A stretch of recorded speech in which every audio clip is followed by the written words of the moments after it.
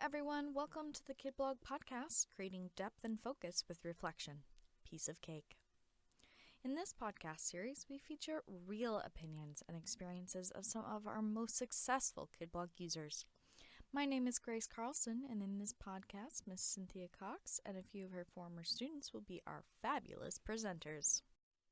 We teamed up with Cynthia on this podcast to share authentic experiences of teaching and learning through blogs with a heavy focus on reflections in the classroom with education professionals like you. Today, Cynthia will first give you a little intro about herself. Then, she and her students will let you in on what ingredients it takes to blog, reflect on some positive and challenging experiences, and discuss why they've each found blogging to be versatile and valuable. I'll wrap it up with some information about how you can get started with blogging. Finally, as a thank you for your time today, we're offering a special KidBlog membership discount code at the end of our recording, so keep listening for your code. Now let's tune in to Cynthia's story. Hello, and welcome to our Kid Blog podcast, creating depth and focus with reflection. My name is Cynthia Cox, but I have a few very special guests with me today. Michael Jones, Nina Allen, and David E. So these are my former students, and I just knew I could not do this without them and their insights. So here we go with Kid Blog Piece of Cake podcast.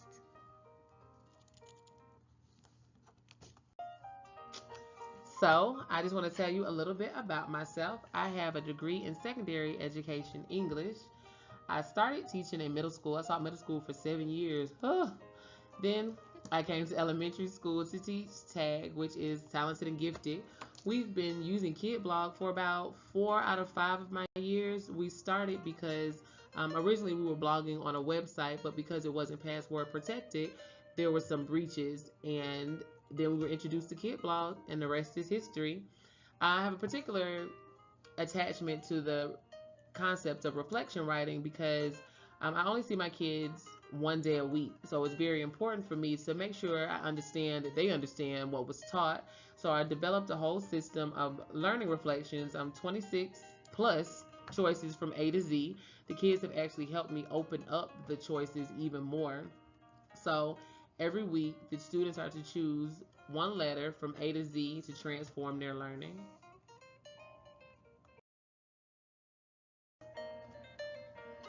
All right, so in creating focus in depth with reflections, we really wanted to impart to you guys that it's not that difficult. So that's why we named it a piece of cake. And so in talking, we were like, well, what are the ingredients to cake and how can we relate that to our Kid Blog experience? So guys, thinking about flour, we know that in a cake, flour makes things rise. So with Kid Blog, what made you rise? How using that for reflection, what made you rise? I think really the comment section made us rise because it inspired us to be our best and do our best, because not only you as the teacher was able to tell us, what you liked and what you didn't, but also the students also got to tell us what they liked. Mm-hmm. Any other insights? Yeah. All right, what about the eggs? So we know that in a cake, the eggs bind things together. So what part of using Kid Blog to create focus and depth with reflection, what part of that helped to bind you together, either as a class or I would say the freedom of doing the variety of getting to do whatever you want with the post, but you had to keep it appropriate. But it was still cool because there's a whole bunch of things you could do with it, and I just thought that was cool. So how do you feel? Do you feel like that built a relationship amongst you guys since everybody wasn't in the same class? Because we can see each other's thoughts, and it's not like you have to write it out and you don't have to make an essay about it. You can just say what you're thinking.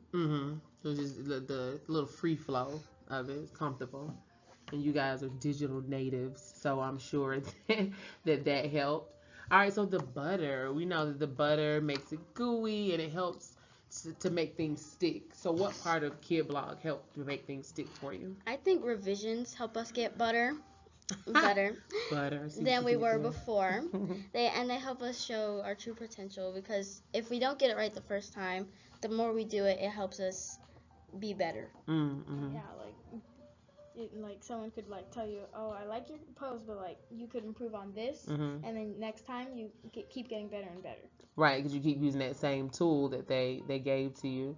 And definitely, because I know that was something that we explored, just looking at how to do the little drop down menu to change it to review on Kid Blog. So you have like draft, trash, post, all of that. So changing it to review, and even a simple change of that color could help it stick out to let me know and everybody else know, like, I went back to make this better.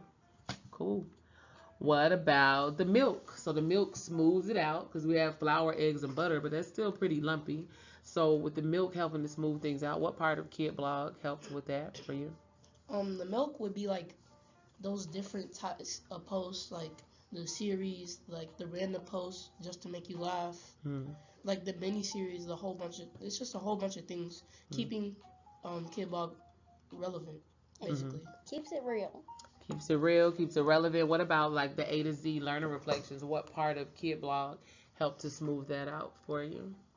We had kind of like a choice and like award. You would give an award to, like, let's say, I don't know, Gabby Douglas for doing something, and if we learn about her in class, we can make an award for her as the learning reflection. So it kind of makes it like feel real. Okay. And then I know we also talked about like things that help smooth things out with just having that background knowledge and just being able to kind of attach that to what you chose to blog about. So the teaching, of course, made a difference in the ability and the way that you were able to reflect on it. All right. And the sugar. What's a cake without sugar? I don't know, like a pancake. I don't know. So what's the sugar? What really made Kid Blog sweet for you in your learner reflections? For me, it was the A to Z choices. Yeah, I agree because like it gives you enough options, so you aren't really indecisive, but also you get freedom. Like, oh, I could do this or that, but it's not like too many things, and it's not too little things. So I just keep hearing like the repeated pattern of freedom and the choices, variety. So that's very important in your reflection. All right, so then of course we have to bake it. Other than that, we just have batter. And so when is it time to bake? What about Kid Blog and the reflective piece? How would you liken that to baking a cake? Like it's basically the time that we have in between classes to do our reflections, and like Miss Cox gives us like a fair time. I don't like doing them separately. I like doing a whole bunch at one time, so I have more time like to do different things in between, like within series and just random posts and different content. I like to knock out the work out first and then get to the The fun good stuff. Yeah, The work's not the good stuff. Though. it's good. It's good, but like I know. I just enjoy that other stuff a little bit more. Right. It's just you're able to explore your love of writing. And it's not due the next day, so you kind of have time to breathe and to process what you learned and think about what you want to say. So rather than rushing and just trying to hit that deadline. Speaking of deadlines, you all know there's something that I did with like the personal due dates. So instead of just saying like, okay, this is the class and you come on Tuesday, everybody's work is due by Friday. Well, some people had less time, some people had more time just from the patterns that I saw were created. I know I had some students that I tried to change their due date to longer and they were like, no, please. I need the next day or the 2-day due date because they just knew that's what worked best for them. But regardless, there was time, as you say, for it to get in there and kind of marinate to bake. Well, of course, after we bake our cake and let it cool down, we have our frosting. So what part made your Kid Blog pretty to you? What was the frosting? the tags, because we could like be like, if it's a regular post, it's just not learning reflections. You could be like funny post as a tag, and then the comments made it funny, so you could be like, nice one. And then the categories, like learning reflection as a category, guess the character as a category, and then you could have gifs and videos and pictures, all that. That made it. Yeah, different things you can upload into the actual blog. So it's not just writing, but you can have other things to support your writing. Cool. And every once in a while, we want some sprinkles on top. So what would be the sprinkles to add even more to the kid blog experience? Things that aren't necessary, but are pretty cool. I think the sprinkles are like you being able to change your avatar and the backgrounds to different posts and like the headings and stuff because like it's not required, but it's just something extra that can make it better. Excellent. Sounds good to me. So, looks like we have a pretty creative, tasty cake here. What do you guys think? All right. So, just like with anything else, there's always somewhere where there could be a little hiccup or two, but we just want to share some personal stories about Kid Blog and how we use them to create focus and depth with reflection. So I'm going to turn it over to those who know the very best because they've experienced the other side of it. So what do you guys think?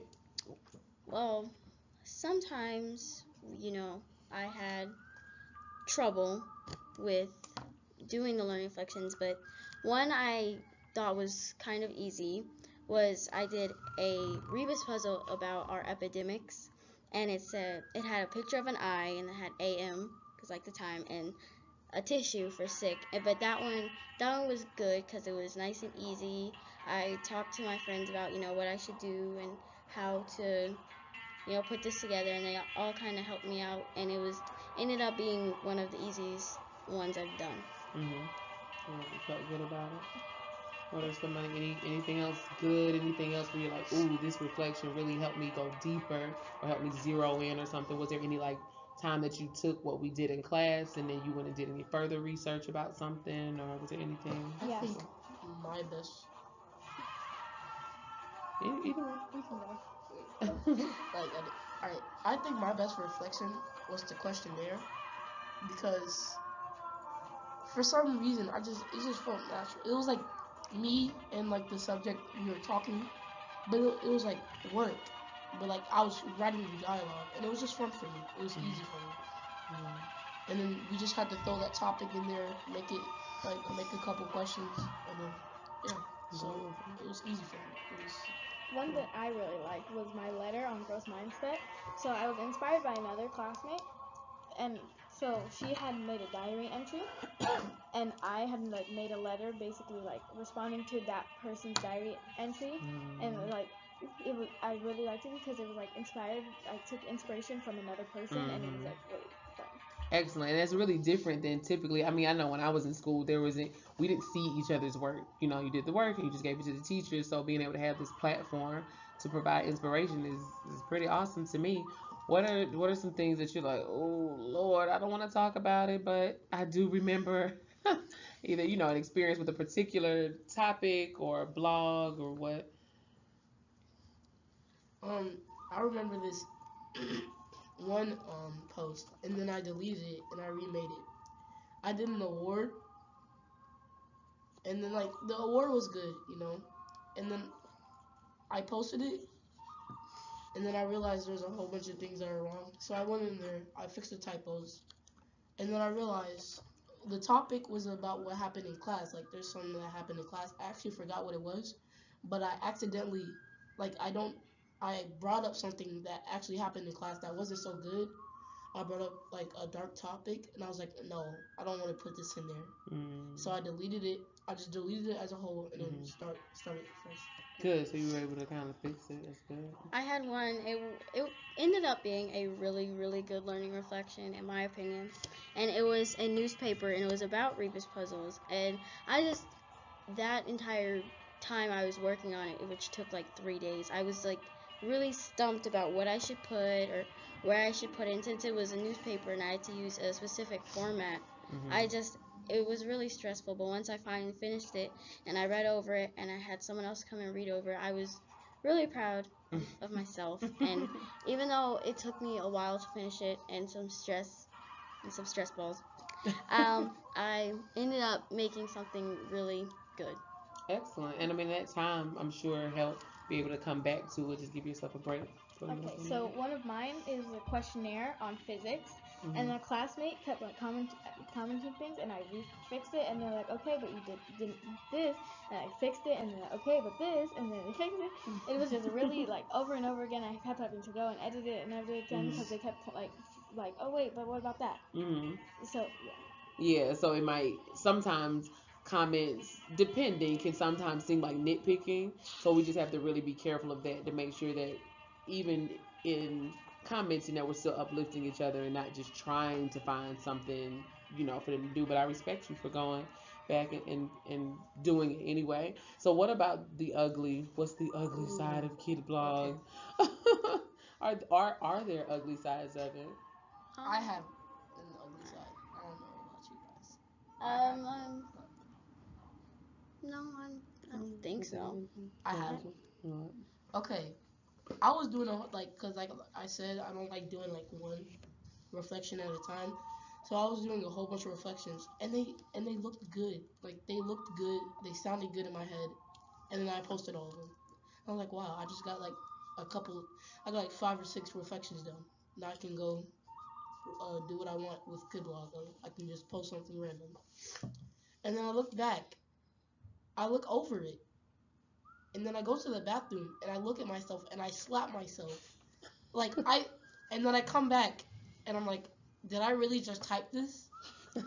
I look like, it's complete, like, you probably think I'm exaggerating, but it's complete trash. And I just delete it instantly before anybody can see it. And do you think it's because you were trying to do too many? It was too much? It might be so. Like, there's at least one out, not even like one. It's just like, there's this certain part in one that it was somewhat good, but the rest was just bad. Right, so maybe it's just you being able to take your time and not rush the process. Well, I have one, and it's not specifically Kidblog itself. It's kind of like Nina's. I did it, and then it's like a mixture of them both. I did one, and then I realized I looked back on it, and I kept it the way it was, and then you told me that I needed to like try and do it over again. It was my Voki, and I didn't understand. And then I came to you and I fixed it, and then it was kind of ugly how I had to keep going back and forth, right. But after a while I was able to fix it. And I mean, and that's the thing about any kind of blog and digital communication is just what you said. You're like, I came to you and then I was able to fix it, because I can comment until the cows come home, and sometimes that still doesn't stick the same way that an actual face-to-face conversation does. So it's definitely something that is not to be solely relied on, for commentary. But I agree with you, because I learned that myself. I would have to say, like, come see me in class, like, after I've commented like 5 or 6 times and we keep kind of going back to the same thing. I'm like, well, let's just sit down and chat about it, and usually that does solve it. So I got it. Nina, did you have anything to add? I don't think so. Excellent. So there you go. There goes Kid Blog, the good, the bad, and the ugly. All right, so there we have it, creating focus and depth with reflection. A few resources that we have. We integrate a lot of different things, but the best one for us is Office 365, since all the students have accounts in Office 365. They're able to upload documents, pictures, PowerPoints through there. Feel free to check out our A to Z Learner Reflections at www.tagyouritcox.weebly.com, and I would look forward to any emails with feedback or comments from you. And my email address is cox@fultonschools.org. And that's our time. Thank you for tuning in to Kidblog Piece of Cake Podcast. You did it, y'all. Thank you, Cynthia and students, for sharing your creative ideas and authentic testimonials. Cynthia was speaking today from Atlanta, Georgia. If you're interested in setting up a classroom blog, Cynthia is under a Kidblog Teacher Premium membership, which you can sign up for with our special listener discount available for a limited time. Use code PODCASTCAKE25 to get 25% off a new Teacher Premium membership. That's PODCASTCAKE25 in the promotion code box when you sign up on our website, kidblog.org. A Teacher Premium membership is the perfect membership for one teacher. It comes with all of the online publishing tools described in this podcast and creates a safe space for up to 200 students. Your students' digital portfolios will build automatically, and posts published to classmates, connections, and public will also be displayed in a cohesive class page. If you are already registered under an annual Teacher Premium membership and have friends or neighbors across the hall interested in KidBlog, consider sharing your referral code found on the subscriptions page of your membership portal. You'll save 25% at your renewal time, and your colleagues will also save 25% on their new Teacher Premium membership. You can also upgrade to Admin Pro, which comes with unlimited teachers and classes. Keep an eye on our blog and social media, Twitter, Facebook, and Instagram for more podcasts and resources. Thanks again, everyone, for listening.